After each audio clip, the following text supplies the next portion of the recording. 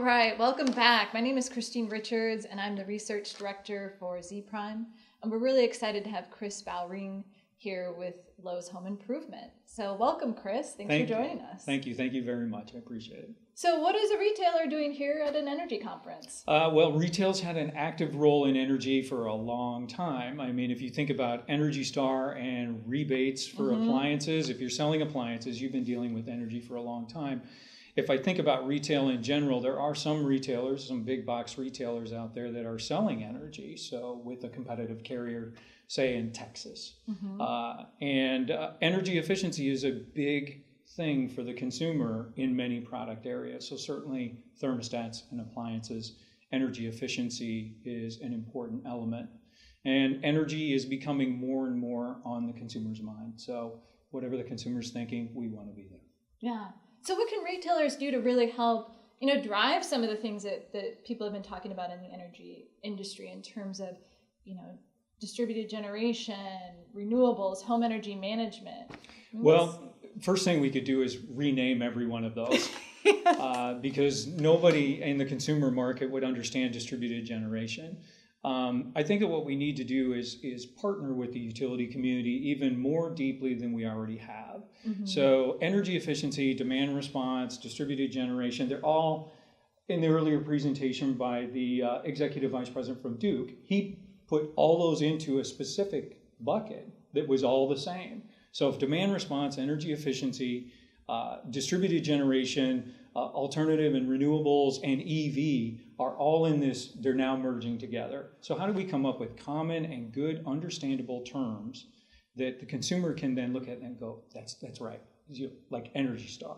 So when I'm buying a refrigerator and I open up that door and I see that big yellow thing that says it's got, X amount of hundreds of dollars of usage, energy consumption reduction, which will, it's not shown as kilowatts. It has like a little kilowatt, but it shows a dollar figure. So I'm going to save $500 by buying a really nice new refrigerator. And that kind of, we have to get to that level of simplicity, but it took 30 years of Energy Star to get to that. Now, when it comes to Internet of Things and things like demand response or distributed generation or how do I get solar, we need to make sure that we're talking to the consumers very plainly. Distributed generation really means solar to the consumer. So how do I get a solar array? Where do I get it? How do I even know? And then who do I get it from and what is the pricing? When it comes to automating the home or doing energy management, we've got to help the consumers understand that you have cool technology that's remote, that's programmable very, very easily from either your phone or your laptop or your tablet. You can have lighting control. You can have all these great things that will make your house more efficient in terms of your consumption, all managed through a single app on whatever device is your preference. So that's an education, and it takes time to get to that level, just as it did with smartphones, just as it did with networking, just as it did with laptops, just as it will with any number of different things. So it's a tough road. So. Now, you've mentioned things around the Internet of Things, home automation. I mean, there's so much going on in smart transportation, smart water, and consumer electronics. I mean, how do you start to bring all these things together with energy and make it all work? Well, that's... did you ask this of everybody? Because that is the key. I mean, that is the challenge. It's tough because, again, the consumer wants certain things but expects certain things as well. Water, just got finished with the panel, and we had a water expert on there as well. Water is so low cost that making changes to it would be very, very difficult. It would be very, very hard to go to a time of use plan on water. So you're going to pay kind of like the old cellular days, which is if you're using water at the peak water time, you're going to be $1.30 every cup of water, or something along those lines. So it's very difficult on that side. Power is also done in a very similar way with energy consumption. There is the altruistic goal, and then there is the realistic and pragmatic and practical goal. And somehow we have to merge those together, and then we have to start developing very good products and use cases that will start potentially doing those things for you to make it super easy for you to do it, and then also with cool and a little bit cool. So it's going to be tough. There's a lot of great products out there. There's a lot of cool things that are coming out now. There's a lot of great use cases. But then we have, in the Internet of Things, we have different standards for different things and stuff like that. And then we have walled garden type areas where my platform won't work with that platform, or this device won't work with that. And that just adds more noise to the system with the consumer, or makes them more hesitant. So great recommendations, great verbiage, great advertising, great awareness. It's just tough. It's all the things that you have to do with any kind of emerging but very cool technology. I mean, it seems like the competition is really starting to heat up in this area where, I mean, it seems like whether it's a retailer or someone like Comcast who kind of wants to have a piece of, you know, this potentially huge opportunity with customers. I mean, it seems like there's a lot of competition, but what opportunities are there for collaborating as well? There's tremendous amounts of opportunities for collaboration, and I would say that collaboration is absolutely what the Internet of Things, the smart home, the connected home, all of these require good, solid collaboration, because it really is about adding value to the consumer. And from a retail perspective, it is important to us at Lowe's that the connected home is everything that's in a Lowe's.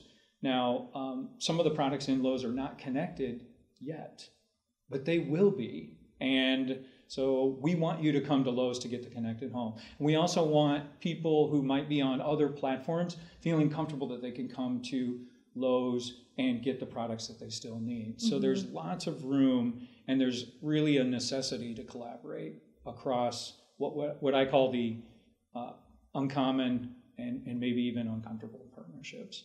So it's key and critical. It's kind of like wireless networking in 2001. A Belkin router would not work with a Linksys card, or something along those lines. It was very, very difficult. It was very difficult for the consumer. So let's make it easy for the consumer. We all want you to get the connected home for many, many reasons. For the insurance industry, it could be safety, security, water, damage protection.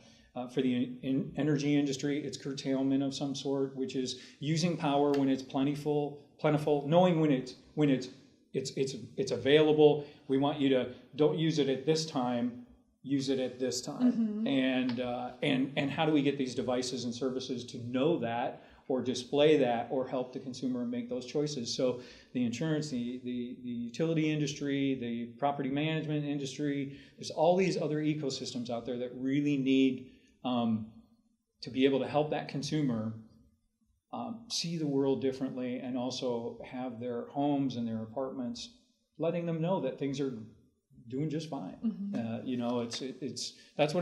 the end vision, but it's gonna take all the hard work and heavy lifting as you possibly imagine. Yeah. I mean, definitely a long way to go. No. Yeah. It's all.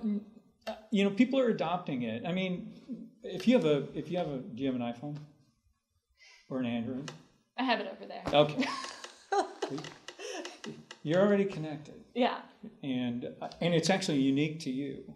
So you and I we have the same iPhone, but we might share a bunch of apps.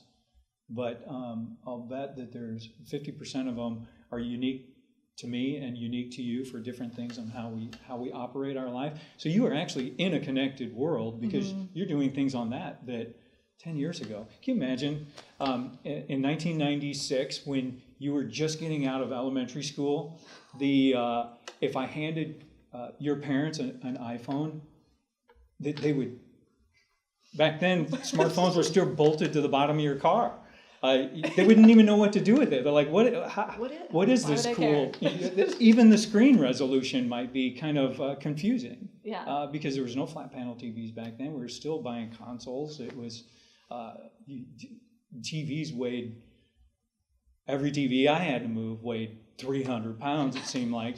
So So you're already totally connected. You're connected through that phone. You're interacting with your universe and your social circles, your office, your job, how you're doing. You're really already connected. Now let's bring that to the home, and now let's make it make sense.